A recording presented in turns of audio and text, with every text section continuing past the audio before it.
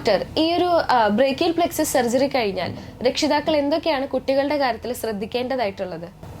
Brachial plexus surgery കഴിഞ്ഞാൽ നമ്മൾ കുട്ടിയുടെ കൈ ഇതുപോലെ ചെസ്റ്റിനോട് ചേർത്ത് വെച്ച് ബാൻഡേജ് ചെയ്യുകയാണ് ചെയ്യുന്നത്. ഒരാഴ്ചയ്ക്കുള്ളിൽ കുട്ടിയെ നമുക്ക് ഡിസ്ചാർജ് ചെയ്യാവുന്നതാണ്. ഒരു മാസത്തേക്ക് നമ്മൾ കുട്ടിയുടെ ഡ്രസ്സിങ്സ് അഥവാ കൈ ഇതുപോലെ ചെസ്റ്റിനോട് ചേർത്താണ് വയ്ക്കുക. ഒരു മാസത്തിന് ശേഷമാണ് നമ്മൾ ഫിസിയോതെറാപ്പിയൊക്കെ സ്റ്റാർട്ട് ചെയ്യുന്നത്. അപ്പോൾ റെഗുലർലി നമ്മുടെ പ്ലാസ്റ്റിക് സർജറിൻ്റെ അടുത്ത് എല്ലാ 3 മാസവും നിങ്ങൾ വന്ന് കുട്ടിയുടെ ഇമ്പ്രൂവ്മെൻറ്റ് കാണിക്കേണ്ടതാണ്. അതുപോലെ എല്ലാം വീട്ടിൽ തന്നെ ഫിസിയോതെറാപ്പിക്ക് വേണ്ടി കുട്ടിയെ നമ്മൾ ഒരു സെൻറ്ററിലേക്ക് കൊണ്ടുപോകേണ്ട ആവശ്യമൊന്നുമില്ല.